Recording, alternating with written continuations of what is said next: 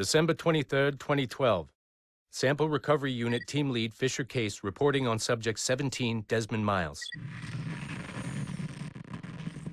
The subject was deceased and unattended. Time of death was placed around 00 hours and 7 minutes, with conditions favorable for DNA sample recovery. We had some initial concerns about interference in the vault, but given the skill and talent of this team, we were able to capture useful data. I personally retrieved the subject's backpack and extracted a number of objects of interest to undergo detailed analysis.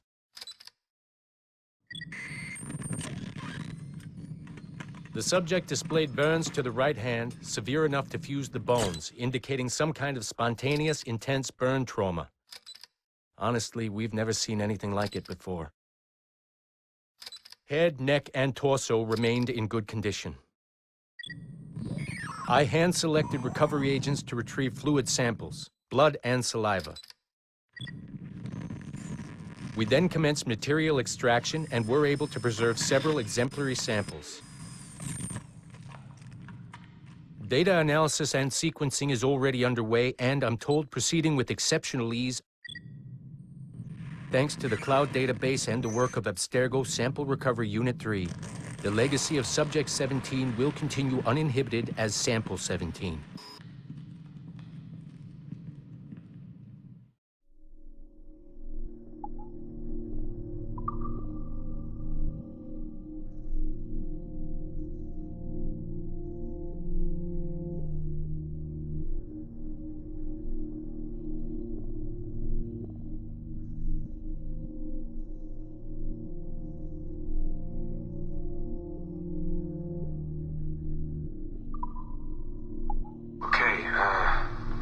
This is on. I don't think I've ever used this phone more than a few times to record anything.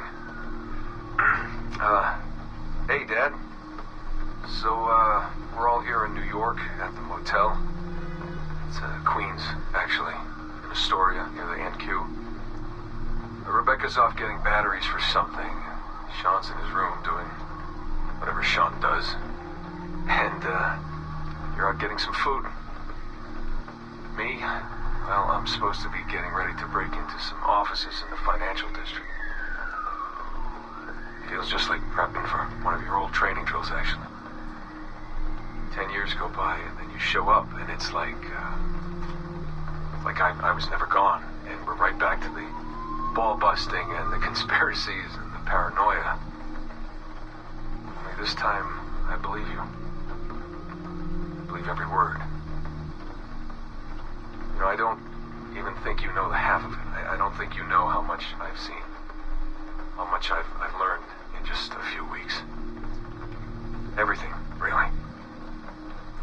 I feel like I've lived 1,000 years, or 10,000 maybe.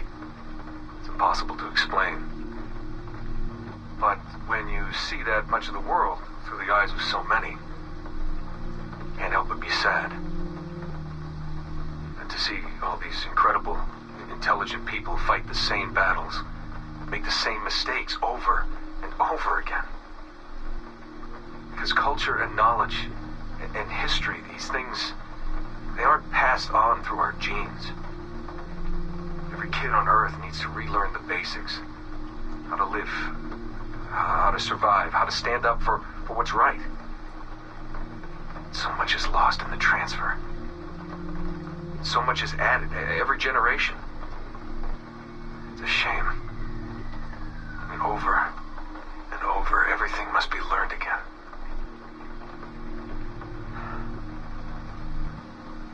I met Clay, Dad. Clay Gesmerick, in the Animus. I knew him by his Abstergo handle, Subject 16, my predecessor. And he showed me things. Passed them to me just before he died, or got deleted or whatever. Everything he'd learned, everything he'd seen. God, how do I talk about this? So, guess you trained him, huh? After I left, he really looked up to you, and now that I've seen through his eyes, I think I understand why. I'm glad you had him around, even if I wasn't there. The things he showed me. Unbelievable things. And I never... Shit. Alright, back in a second. Okay, it's been a few weeks since the last recording. Sorry about that. Of course, I guess it's just a few seconds for you. I'll leap down the playlist. Anyway, I was talking about Clay. Kasmeric, Subject 16. So, when I fell into a coma back in Italy and woke up in the Animus Black Room, it was, so calming. It felt like I had woken up into a dream. Haze. A dream where none of this mess had ever happened. Felt like I should just be getting ready for another day of pouring drinks at bad weather, and another day of complaining about being between girlfriends and wondering what the hell to do with myself.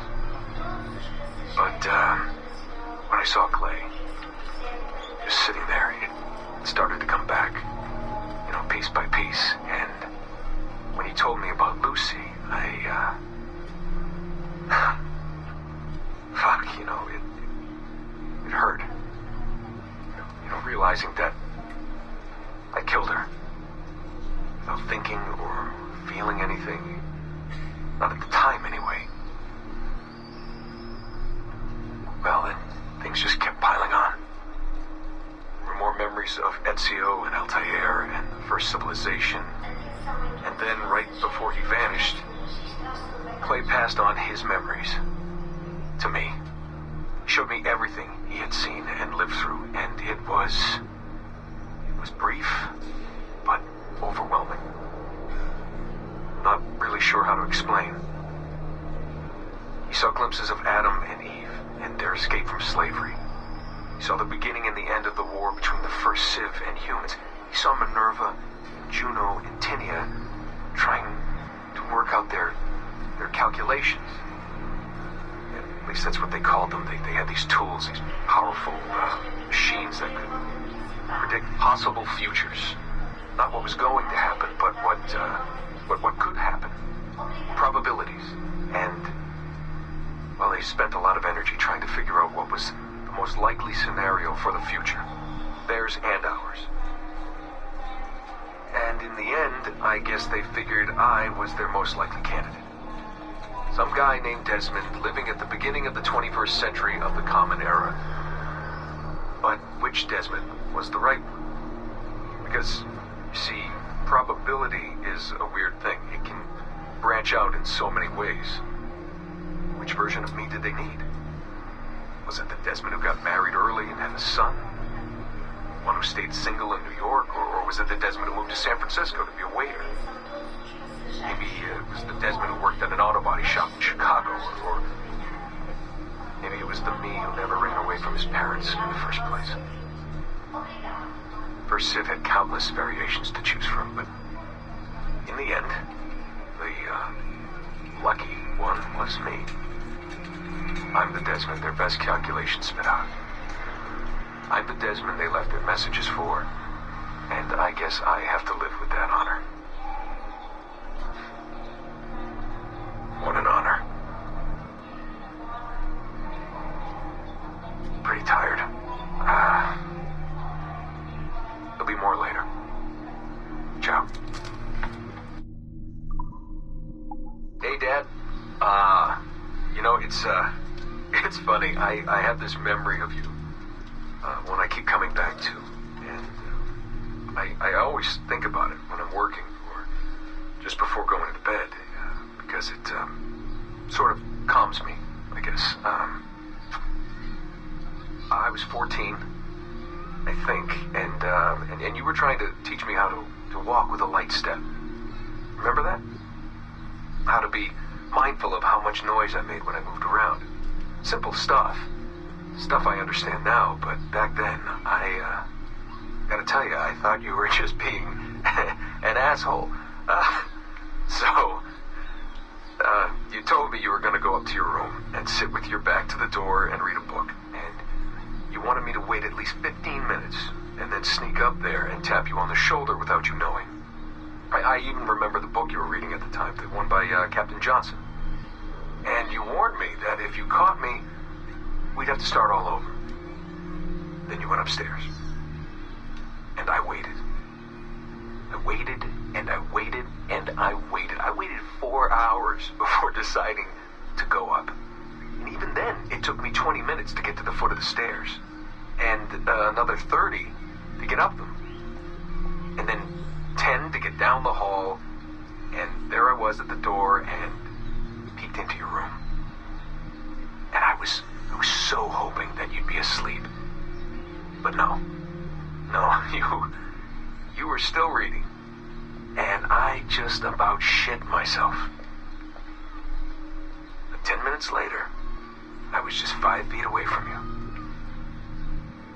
And that's when I remember setting my foot down, and you flinched. Ever so slightly, you flinched. I thought maybe I'd imagined it, but I knew you'd heard me. You didn't say anything. You just checked your watch, you reached for your drink, you took a sip, and then you kept reading. But I knew I'd failed. You didn't say anything. I didn't understand why. Then I lunged and tapped you on the shoulder, and you turned around, and oh, fantastic, you said, and you scooped me up, and you gave me a big hug, and I didn't say anything. But Dad, I was so pissed off. I wanted to scream at you. I failed, and you knew it, but you said nothing. And I stayed mad for weeks. I thought you were patronizing me. Thought maybe you decided right there that I was never going to be the man you wanted me to be.